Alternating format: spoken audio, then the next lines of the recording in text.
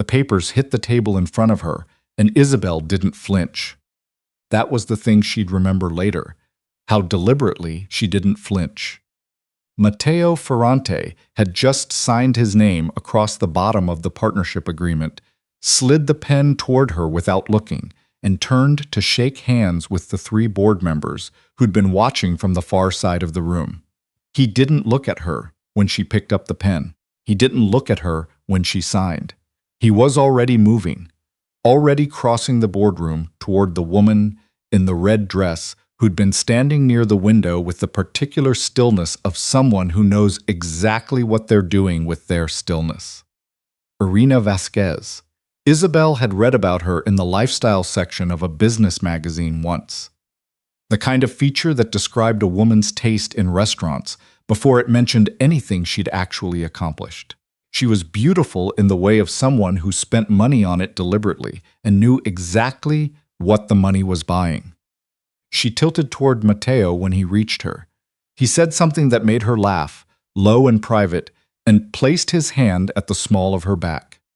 Around them, the Ferrante biomedical board members circled back toward the bar cart, accepting crystal glasses that appeared with practiced invisibility. No one came to speak to Isobel. The agreement sat on the table. She put the pen down, picked up her water glass, took one measured sip. Across the room, 2 women about her mother's age watched her with the particular expression of people witnessing something they've decided is someone else's problem. Isobel looked back at them steadily, and they looked away first. If he had done that to you on the day that was supposed to matter most, what would you do? Would you walk out?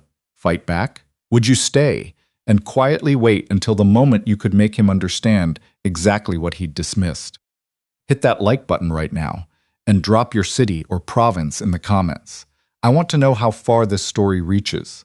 And stay until the very end, because what Isobel did in that boardroom and what she found in those files will change the way you think about who actually holds the power in any room. Arthur Ferrante had died on a Wednesday afternoon in early November, which was, his longtime lawyer told Matteo afterward, exactly the kind of month Arthur would have chosen. He'd never trusted cheerful weather. The will had been read 3 days later in the offices of a firm downtown, and Matteo had sat through it with the practiced patience he applied to all things he found tedious, which was most things. The condition came at the end. In order to assume full executive authority over Ferrante Biomedical and its affiliated holdings, Matteo Alexander Ferrante must, within 60 days of the date of this reading, formalize a legal partnership with Isobel Crane, daughter of the late Dr. Raymond Crane, former head of clinical research at Ferrante Biomedical. Matteo had stared at the lawyer. Raymond Crane died 4 years ago, he said.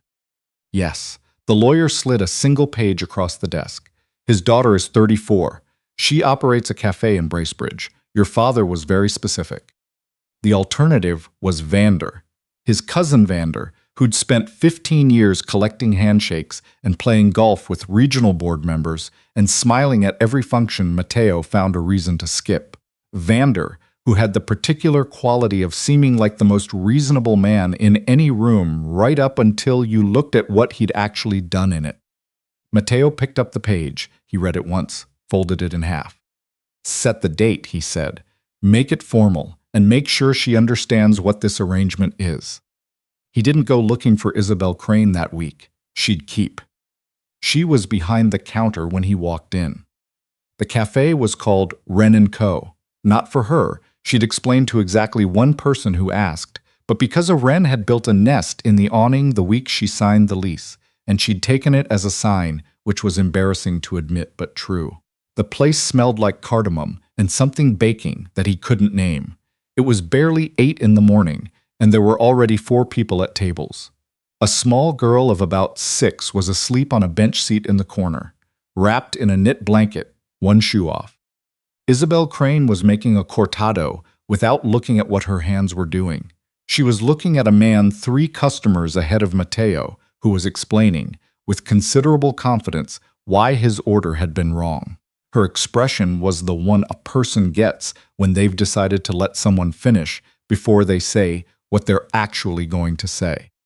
When he finished, she said very pleasantly, "You ordered a medium dark roast, that's what I made, but I'll remake it." A pause. Once. The man left looking slightly unsettled. Matteo reached the counter. He said his name. She looked at him. She had dark circles under her eyes that she hadn't bothered to conceal. Her hair was up in the specific way of someone who'd put it there without a mirror because there wasn't time. She had a smudge of something on her left wrist that was probably cocoa powder. "I know who you are," she said. "Then you know why I'm here. You need me to sign something." She reached for a cloth, wiped down the counter without hurrying. "Your father's will. It's an arrangement that benefits us both."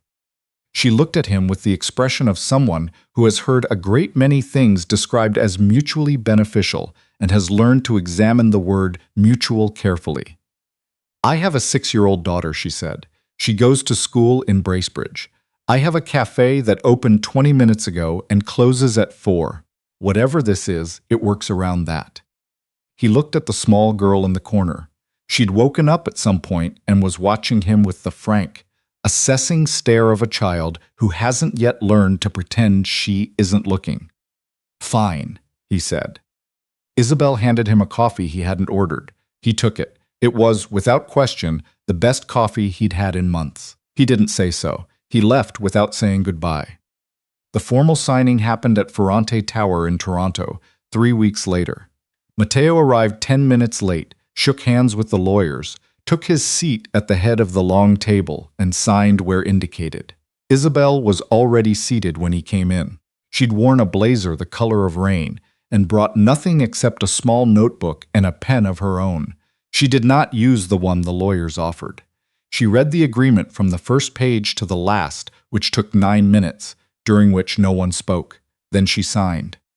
Irina had attended as a guest. She stood near the far wall in a silk blouse the color of a bruise and watched the proceedings with the composure of a woman who is certain of her position in any room she enters. When the signing was done and Matteo crossed the room toward her, she turned to receive him with a warmth that was not subtle and was not meant to be. Isobel poured herself a glass of water from the carafe. An older board member, a woman named Glennis who'd been in the company for 30 years and had known Raymond Crane by name, came to sit beside her. Within 2 minutes, they were deep in conversation about something that made Glennis lean forward with genuine attention. Matteo noticed, peripherally. It made him mildly uncomfortable in a way he chose not to examine. He'd done nothing wrong. The arrangement was what it was. He'd been clear about that. Still, when he caught a glimpse of Isobel's face across the room, not flinching, not looking at him, simply talking, something in his chest sat wrong. He ignored it. They gave her an office at Ferrante Tower. She didn't use it often. When she was there, it was always late, after Wynn's school day was done, after the café was handed to her afternoon manager, after the drive south and back. What she used was the archive. Arthur Ferrante had maintained his own records parallel to the company's official filing system, the way careful people always do when they suspect someone has access to the ones they don't maintain themselves. She'd asked for access to the archive on her second visit to the tower, citing her father's employment records as the reason. The assistant who processed the request had given it to her without hesitation, because she asked simply and without drama and didn't seem like someone who was up to anything. She wasn't at first. She was looking for her father's original research notes. What she found instead was a discrepancy. It was small, a footnote in a regulatory submission from 2019 where a clinical response rate had been reported as 67% in the final filing, but appeared as 51% in her father's own working notes, which he'd kept in a separate binder that had somehow ended up in Arthur's personal archive instead of the company's official records. 16 percentage points in a drug efficacy report for a pharmaceutical that was currently one of Ferrante Biomedical's highest-grossing products. Isobel sat with that for a long time. Then she went back to the archive and pulled every trial file from the past 8 years. She worked the way she'd always worked, methodically, without rushing. The way her father had taught her when she was 12 and let her sit beside him at his desk while he cross-referenced data. Wynne was asleep in the small pull-out cot that Isobel had set up in the corner of the archive room because she'd known when she first walked in and saw the volume of files that this was going to take weeks. She didn't tell Matteo. There was nothing to tell yet. A discrepancy wasn't evidence.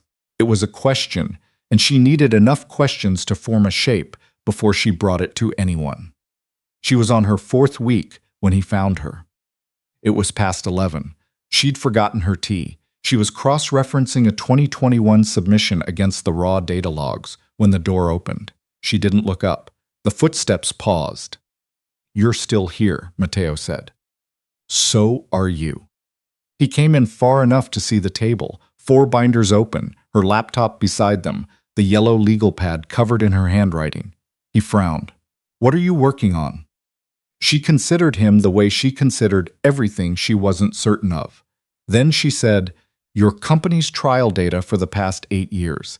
There are inconsistencies I can't account for." He walked closer. "What kind of inconsistencies?" "The kind that, if I'm right about what I'm seeing, would explain why my father spent the last 2 years of his life trying to get someone to listen to him." She held his gaze steadily.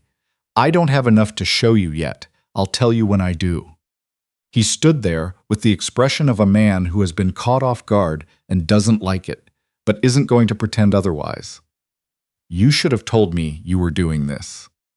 "You didn't ask what I was doing here at all," she said. "It wasn't an accusation. It was a fact, delivered evenly, and it landed the way facts do when they're accurate." He left without responding. He didn't sleep well that night, and he told himself it was because of a difficult call he'd had earlier with the regional board chair.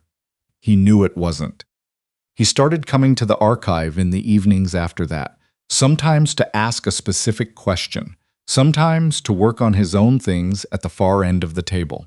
They talked when it was useful to talk and were quiet when it wasn't.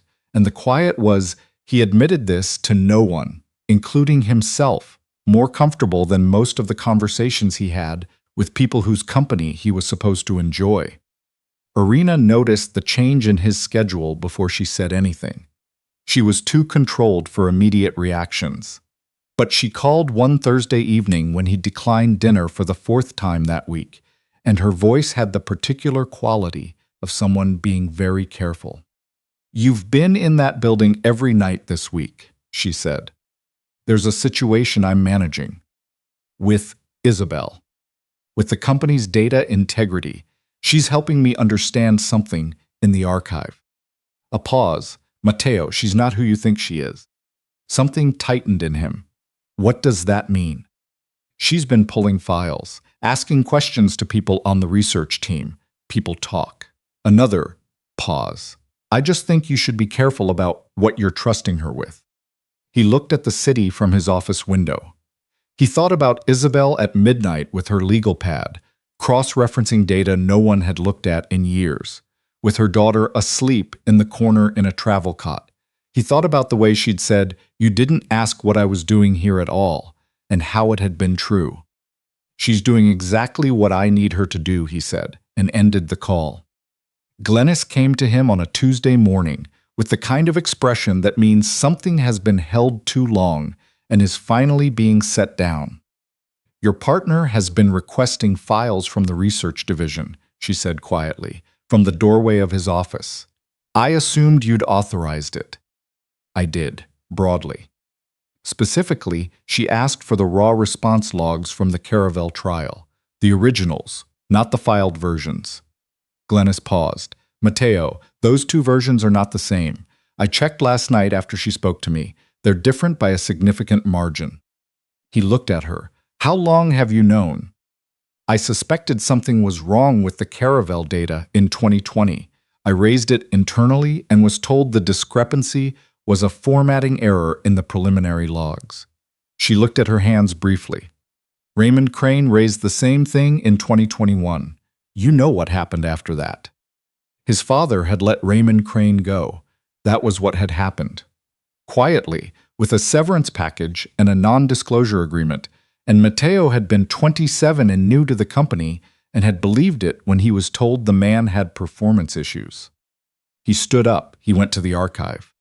"Show me everything," he said. Isobel looked at him across the table, really looked the way she did when she was deciding whether the situation had shifted enough to proceed. Then she opened the second binder and turned it toward him.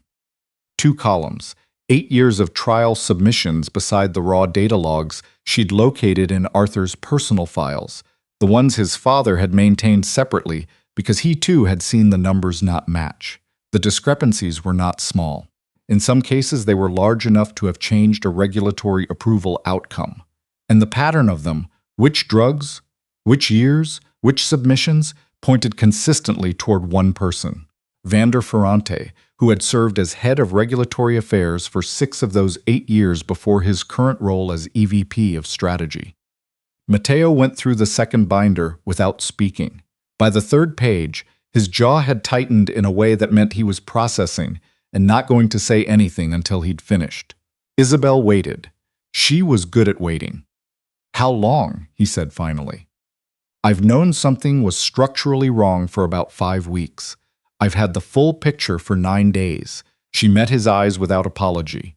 "I needed the pattern to be airtight before I brought it to you. Suspicion isn't the same as evidence. This is enough to take to the board. It's enough to start a conversation. It's not enough to survive a legal challenge from someone who's going to have very expensive lawyers and 15 years of relationships with the people in that room." She turned the page. "There's a financial component I haven't finished tracing. The research budget, there are outflows that don't match any vendor on the approved list. They're small individually, but across 8 years they're not small. Where's it going? I have a routing thread but not a destination yet. 2 more days." He sat back. He looked at her. The dark circles under her eyes, the cocoa powder smudge on her wrist again somehow, the legal pad that was now on its 4th yellow refill. He thought about what this had cost her, quietly, without asking for anything, in the evenings after she'd put her daughter to sleep in a travel cot in a file room. "What do you need from me?" he said. She looked at him. The question landed differently than anything he'd said to her before, and she heard the difference. So did he. "Access to the external accounting records from 2018 onward," she said. "The ones your father's firm maintains separately from the corporate accounts. And I need you not to do anything visible that signals to Vander we're looking." He nodded once. He pulled out his chair and sat down across from her. 2 days, he said. The external accounting records confirmed it on the 2nd morning. The money had been moving through 2 intermediary companies, both registered, both producing legitimate invoices for research services real enough to pass a casual review, before landing in a holding structure that Isobel traced through 3 layers of corporate registry to a numbered company in Alberta. She sat with the registered director's name for a long time. It wasn't Vander's name. It was Irina Vasquez's. She found Matteo in his office. She put the page on his desk and stepped back and said nothing. He read it. He read it again. He sat very still. "She's the beneficial owner," Isobel said. "The holding company. The money didn't flow to Vander. It flowed to a structure they both control. He falsified the trial data. She routed the funds." Matteo looked at the page. He said with a quietness that was different from his usual control, "How long?" "Based on the first recorded transfer, at least 4 years, possibly longer." He stood up. He moved to the window. He stood with his back to her for a long moment, and she let him stand there, the same way she let everything take the space it needed. When he turned around, his face had resolved into something she hadn't seen before, not anger, something colder and older and more final. The look of a man who has allowed himself to see a thing he'd been keeping in his peripheral vision for a very long time. "The board meeting is in 11 days, he said. "I know." She held his gaze. "Vander has been building relationships on that board for 15 years. If we go in with something incomplete, he'll have the votes and the legal foundation to table a no-confidence motion. And if we go in with this..." She thought about it honestly. If we go in with this, presented correctly, they'll have no legitimate ground to stand on. But the presentation matters as much as the evidence. He looked at her for a long moment. What do you need me to do? Call Glennis, she said. She knew something was wrong for years. She'll be the most credible internal witness we have. And I need 3 days to organize the financial documentation into something 12 people can follow without legal training. She paused. And Matteo, Irina will notice something has shifted. If she's been feeding Vander information, he'll know something changed. He picked up his phone. He set it down. He looked at it. I know, he said. It was Glennis who called at 6 a.m. 4 days later, her voice very level in the way of people trained to stay calm under the worst news. Someone accessed the archive overnight, she said. The original trial logs, the Arthur files, the raw 2019 data, they're gone. Isobel was already awake. She was sitting at the kitchen table in Bracebridge with Wynne eating toast across from her, listening to a podcast about animals that she insisted they play every morning. Isobel looked at the folder on the table beside her coffee. The copies she'd made 3 weeks ago, the critical pages, the ones she'd kept at home because she'd learned from her father that original documents in a corporate building are never entirely safe. I have copies of everything that matters, she said. A pause. He knows you've been looking, Glennis said quietly. Yes, Isobel said. I think he's known for about a week. After she hung up, Wynne looked up from her toast. Is it okay, Mama? It will be, Isobel said, which was not the same as yes, and which Wynne at 6 was not quite old enough to parse. She poured more coffee. She looked at the folder. The originals were gone, but she had the copies, and she had Glennis, and she had 11 days. She called Matteo. They met at Glennis's house in Oakville that evening. They spread the documentation across the dining room table, and Glennis sat with her reading glasses on and went through it slowly, the way she did everything, and when she reached the financial records, she took them off and set them on the table and was quiet for a long moment. Your father showed me a version of this in 2021, she said to Isobel, a version with fewer pieces. I know, Isobel said. He only had the trial data. He didn't have the financial records. They fired him for it. Yes. Glennis looked at the documents. She put her glasses back on. I'll testify to what I saw in 2020. I'll testify to what I said when I raised it and who told me to drop it. She looked at Matteo. I should have done this 4 years ago.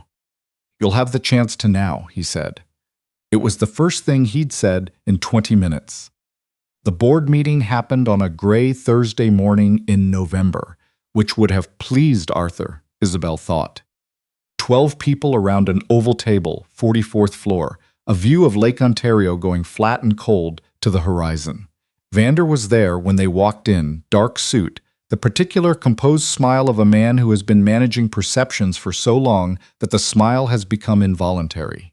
When he saw Isobel beside Matteo, something happened behind his eyes, a calculation running fast, trying to decide whether this was still manageable. She watched him decide that it was. He was still deciding that 11 minutes later when she opened the folder. She stood up. She didn't look at her notes. She'd spent 3 days making sure she wouldn't need to. She walked the board through the trial data in sequence, the discrepancies, the pattern, the specific submissions, the years.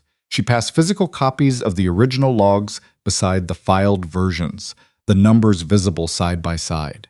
She explained, simply and without jargon, what a 16 percentage point inflation in drug efficacy means for a regulatory approval.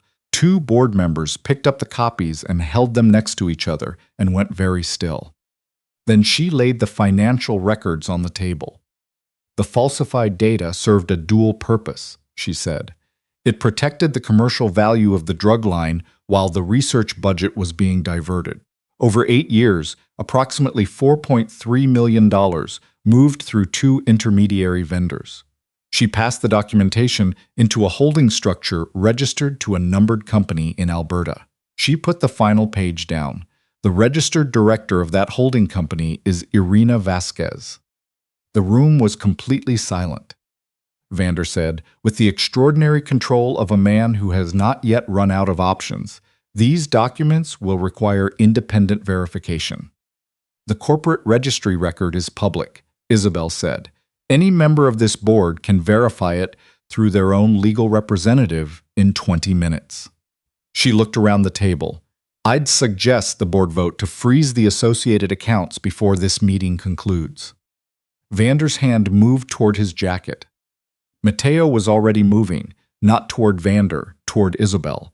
He covered the distance in 2 steps and put himself between her and whatever was coming, one hand on the edge of the table, his body blocking the line. His heart was. She could feel the tension in him, the coiled absolute quality of a man who has made a decision and let his body enact it before his mind finished the sentence. He didn't look like he was performing anything.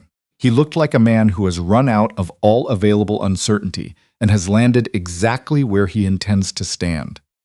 Vander's hand came out of his jacket holding a phone. He was calling a lawyer. Into the stillness, Glennis spoke from the far end of the table. I've been a witness to these proceedings for 30 years, she said. Her voice was very steady. I was a witness to Raymond Crane's dismissal in 2021. I was a witness to the internal complaint I filed in 2020 that was buried. She looked at the room. I would like that entered into the record. The vote took 6 minutes, 9-3 in favor of suspending Vander's executive authority pending investigation and freezing the financial structures named in the documentation. Vander stood when the result was read. He left without speaking. At the door, he looked back, not at Isobel, at Matteo, the look of 2 people at the end of something that cannot be undone, and then he was gone. Matteo called Irina from the elevator going down. He said 3 words, I know everything. She didn't answer for a moment. Then, when did you find out? 9 days ago. Another pause. He could hear her breathing. The holding company, she said. Yes. I was going to. She stopped. Don't, he said. Don't explain it. I know why. He did know why, with the cold clarity of someone who has had 9 days to sit with it. You need to leave before the board's legal team files the formal complaint. That's going to happen by end of business today. A pause. I'm not going to make it easier or harder than it already is. But I'm not going to pretend this wasn't what it was. A long silence. Then Irina said quietly, something that had the particular quality of a true thing said by a person who has finally run out of the energy required for anything else. She's better than I am, at all of it. You should know that. She ended the call. He stood in the lobby of Ferrante Tower and looked at nothing for a moment. Then he went back upstairs. Isobel was in the boardroom packing the documents into the folder when he returned. The other board members had filtered out. Glennis was gone. The room was quiet. He sat down across from her. It's done, he said. She nodded. Irina is gone. She looked up at him. She said you were better at all of it. He held her gaze. She wasn't wrong. Something moved across Isobel's face, the particular micro-expression of someone receiving something unexpected, processing it carefully. Then she looked back at the folder. She was very good at what she was doing, she said. 4 years. That's not nothing. No. I just wanted something different from it. He looked at her. What did you want? She was quiet for a moment. Outside, Lake Ontario had gone completely flat under the November cloud cover, an endless gray mirror reflecting nothing. To finish what my father started, she said, he trusted the right structure and it failed him. I wanted to know if a different one was possible. She closed the folder. One where the numbers actually mean what they say they mean. He sat with that. The board is going to want an external audit, he said finally. Full scope, 8 years. I want it genuinely independent. He looked at the table. And the Caravel trial data, those drugs are in the market right now. That has to be addressed with Health Canada, immediately, not defensively. She looked at him. That's going to be expensive. And public. Yes. You'd be choosing that, she said carefully. The right call over the comfortable one. He looked at the window. My father spent 30 years building this company on a foundation I didn't know was cracked. I'm not interested in maintaining the crack." He paused. "I'd like to build it correctly, if you're willing to stay and help me do that." The word willing sat between them the same way Choose had 9 days ago in a different conversation. He'd been careful with it. She heard that he'd been careful. "I have a cafe in Bracebridge," she said. "I know. And a 6-year-old who needs to be picked up at 4 o'clock. I know that, too." She looked at the folder in her hands. "Then yes," she said, "I'm willing." 3 months later, on a morning in February when the snow was coming down in the particular sideways way it does in Muskoka, Isobel opened Wren & Co. at 7 and found Matteo already sitting at the corner table with 2 coffees. He'd driven up the night before. He'd been doing that more, lately, without making it into something that needed to be named. Wynne came down the back stairs in her socks and stopped on the bottom step. "You're early," she said to Matteo, with the frank appraisal of a 6-year-old who has decided someone passes a certain standard and chooses to say so. "I brought muffins," he said, and slid the paper bag across the table. Wynne sat down and opened the bag and examined the muffins with professional seriousness. Isobel filled the espresso machine and looked at the 2 of them across the counter. The snow was still coming down outside the window. The cafe smelled like cardamom and something baking. Outside, a small bird had begun its single sharp note into the February gray, testing the morning before committing to it.